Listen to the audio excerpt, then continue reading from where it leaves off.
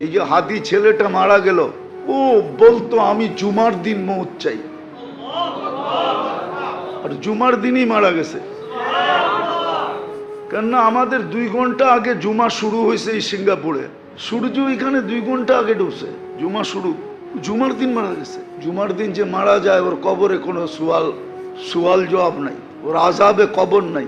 ওই যে মনের থেকে চাইছে আল্লাহ দিয়া দিছে, গুলিও খাইছে জুমার দিন, মরছেও জুমার দিন।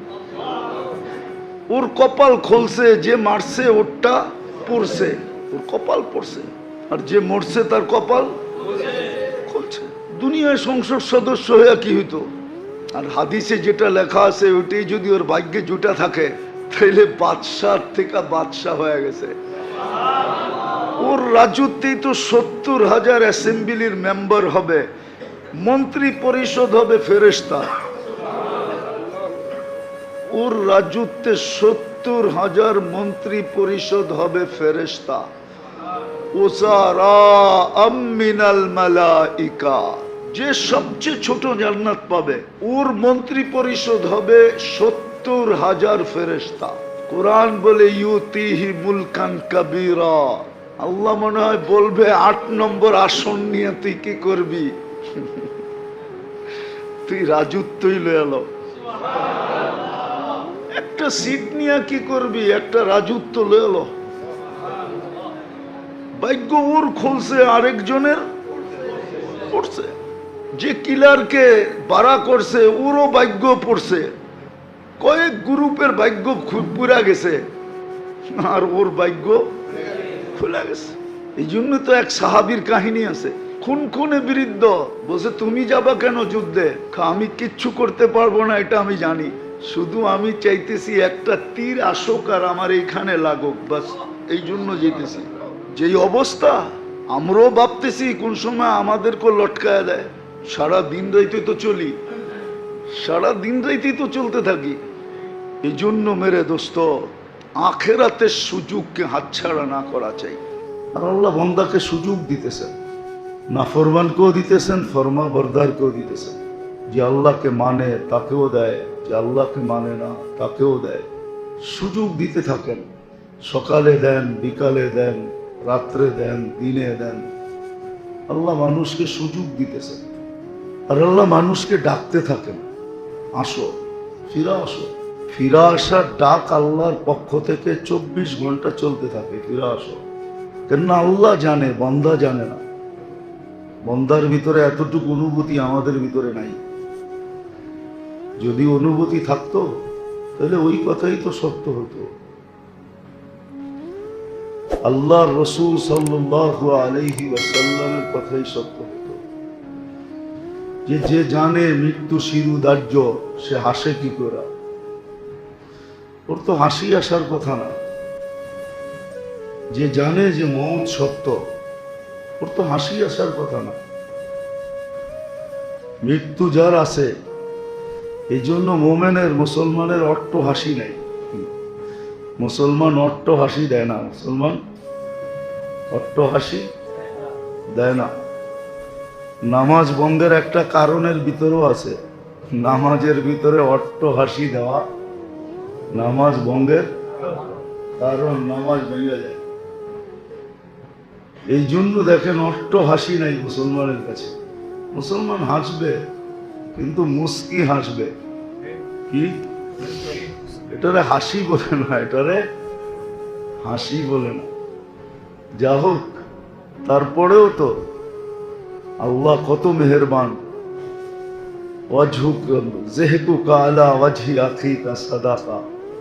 এক মুসলমান বাইকে দেখে একটু মুস্কি হাসি দিল তো আল্লাহ 1 গাদা সৎকার সোহাব দিয়া দেয়। এক গাদা বোঝেন, অনেকগুলা সৎকা করলে যে সোহাব পাইতো এটা দিয়া দেয়। কিন্তু আফসোস তো এখানেই, এই আমলগুলা শিখে কে আর করে কে? যে মুসলমানকে দেখা, একজন আরেকজনকে দেখা একটা মুস্কি হাসি দিল, তাহলে 1 গাদা সৎকার সোয়াব পাইল। যদি হাত বাড়া মুসাফা করলো তো গুনাহগুলা জড়া গেল।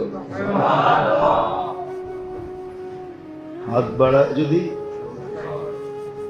ইয়াগফিরুল্লাহু লানা ওয়া লাকুম বললো, আর যদি খায়রিয়াত জিজ্ঞাসা করলো কেমন আছেন, ভালো আছে, তাহলে তো আরো এক দাদা পাইল। কিন্তু আফসোস তো এখানেই, আবারও বলতেছি, শিখে কে করে কে?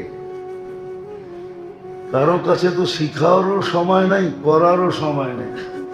সবাই নিজের নিজের মোডে আছে, মোড। আমরা সবাই নিজ নিজ ধনে আছি, নিজ নিজ মোড নিয়ে চলতেছে। হ্যাঁ, এখনো যে চলতেছি, আল্লাহ চালাইতেছে, এই জন্য চলতেছি। নাহলে বড় ছোটকে সালাম দিতে চায় না, বড় ছোটকে সালাম দিতে চায় না। কিন্তু বড় যখন ছোটকে সালাম দেয়, তখন তাকে কোন খাতায় লিস্টিতে লেখা হয় এটাও জানে না। বড় যখন ছোটকে সালাম দেয়, তখন তারে তাওয়াজুর খাতায় লেখা হয়, যে এই লোকটা তাওয়াজুওয়ালা। কিওয়ালা? তাওয়াজুওয়ালা। আবার বড় ছোট যখন বড়কে সালাম দেয়, তো তার নামও এক খাতায় লেখা হয়, যে বড় ভদ্র, বড় ভদ্র। তো যেটা বুঝাইতেছিলাম, যে মানুষের সুযোগ যদি মানুষ গ্রহণ না করে, তাহলে মানুষের সমাজে যেরকম দোষী সাব্যস্ত হয়, আল্লাহর সুযোগ যদি গ্রহণ না করি, তাহলে কত বড় আল্লাহর কাছে দোষী হব বলেন। দুনিয়ার মানুষ কাউকে সুযোগ দিলেও এটার পিছনে নিজের কিছু না কিছু স্বার্থ আছে। কিছু যদি নাও থাকে, তো এতটুক তো আছে যে আমি সুযোগ দিলাম বিদায় লোকটা আমার সমর্থনে সব সময় থাকবে, এটা তো আছে। কখনো আমার বিরুদ্ধে যাবে না। এগুলো তো এরকম রশি যেটা ছিঁড়াও যায় না, আবার এমন রশি যেটা চোখে দেখাও যায় না। এরম রশি দিয়ে আপনাকে বাঁধছে। কিন্তু রব্বে কাবার কসম, আল্লাহ বান্দাকে সুযোগ দেন, আল্লাহর কোনো স্বার্থ নাই।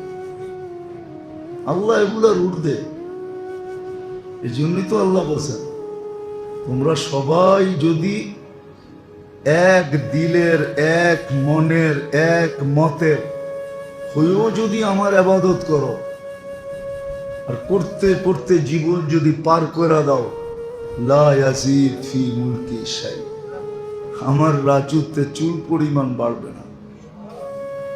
আবার যদি বিপরীত আমার বিরোধিতা করো, লা ইয়ানকুস ফি মুলকি শাই, আমার রাজত্বে যারা বরাবর করবে না। আল্লাহ এটার ঊর্ধ্বে, আল্লাহ এটার ঊর্ধ্বে। আল্লাহ তো আল্লাহ, আল্লাহ তো আল্লাহ তো আল্লাহ নিজের নাম দিয়া বুঝিয়ে দিয়েছেন যে আমি আল্লাহ। আল্লাহ এই জন্য আল্লাহ লেখছেনই এরকম হরফ দিয়া, যে হরফে কোনো নুক্তা নেই। নুক্তা না থাকার মানে হইল এটা 100% স্বয়ং সম্পূর্ণ, 100% স্বয়ং সম্পূর্ণ।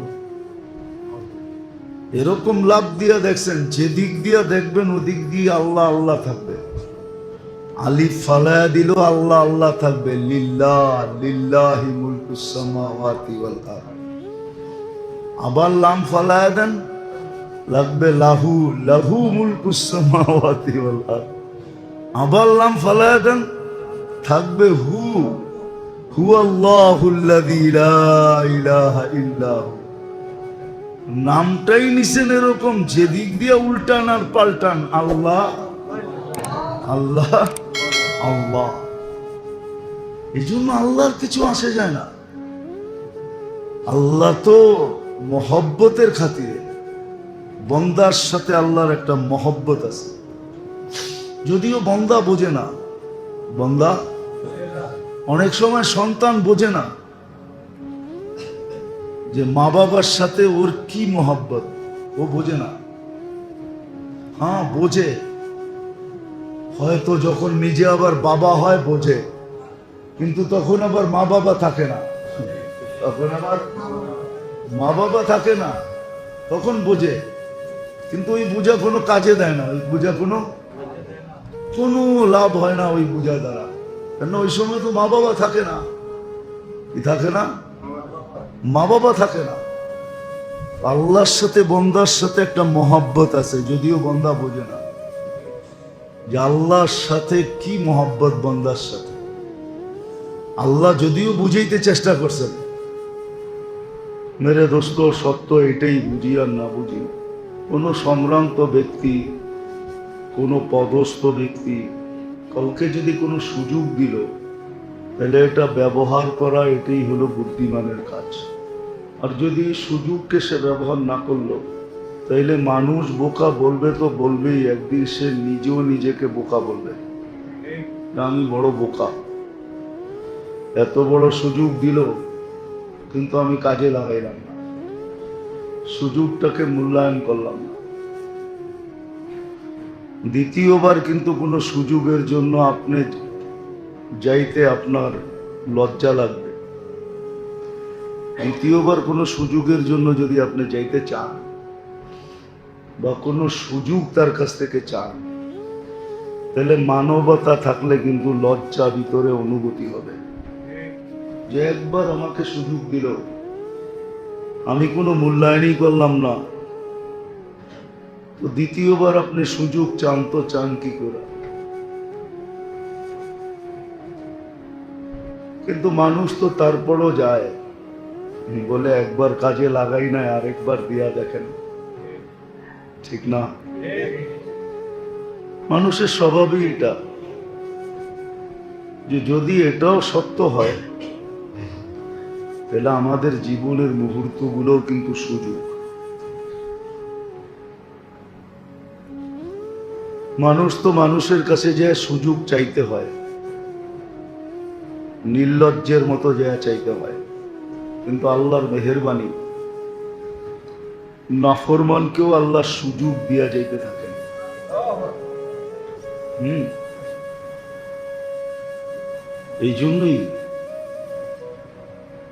এই জন্যই আল্লাহ ডাকতে থাকেন, আল্লাহ ডাকতে থাকেন। আল্লাহ সকালে ডাকেন, বিকালে ডাকেন। সকাল দেওয়া মানেই আল্লাহ সুযোগ দিল, বিকাল দেওয়া মানেই সুযোগ দিল। রাত্র তো স্বয়ং আল্লাহ ডাকতে থাকে, হালমিন মুস্তাগফির ফাগফির আলা।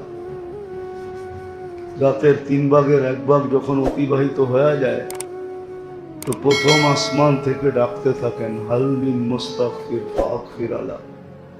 কে আছো মাপ চাবে, আমি মাফ করার জন্য চলে আসছি। এই আওয়াজ তো দিতে থাকে। তো যেটা বুঝাইতেছিলাম,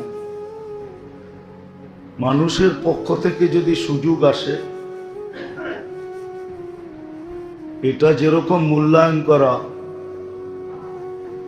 সামাজিক মানবতা, আল্লাহর কাছ থেকে যদি কোনো সুযোগ আসে, তো এটা মানা তো আরো বড় মানবতা। বরং মানবতা না, এটা মানা তো হলো আবদিয়াতের পরিচয়, যে আমি যে আল্লাহর বান্দা, এটার পরিচয় হলো সুযোগ আসছে, আমি সুযোগকে মেনে নিলাম। এটা আব্দের পরিচয়। বরং আরেকটু উপরে আছে, আরেকটু উপরে আছে, যে সদা সর্বদা আল্লাহ সুযোগ চাইতে থাকে। আল্লাহর রহমত আছে বিদায় আমরা চলতে পারতেছি বা চলতে পারবো যতদিন রহমত থাকবে। এই জন্য দোয়াও শিখায় দিছিলেন,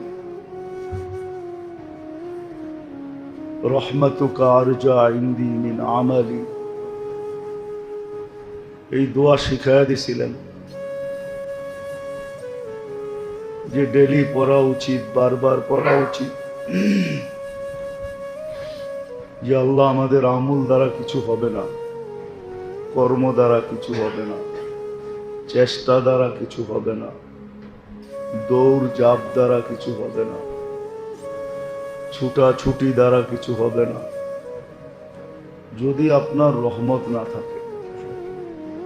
এই জন্য দোয়া শিখিয়েছিলেন, রহমাতুকা আরজা ইনদি মিন আমালি, হাদিসের দোয়া। এই দোয়া শিখাইয়া দিছিলেন যে এটা শিখা, বেশি বেশি পড়া, সারাদিন যেন পড়ে 2, 4, 10 বার, 20 বার, বেশি পড়তে পারলে আরো বেশি পড়ে। কিন্তু আফসোস,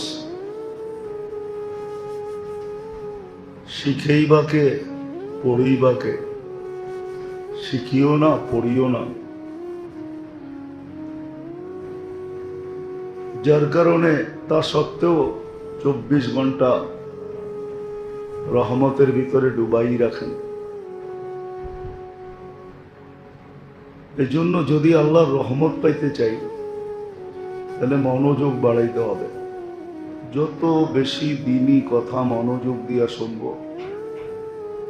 লাআল্লাকুম তুরহামুন আমার পক্ষে হবে, অর্থাৎ আল্লাহর রহমত দাবিত হতে থাকে।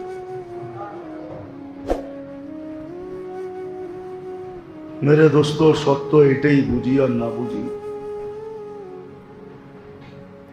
কোন সম্ভ্রান্ত ব্যক্তি, কোন পদস্থ ব্যক্তি কাউকে যদি কোনো সুযোগ দিল,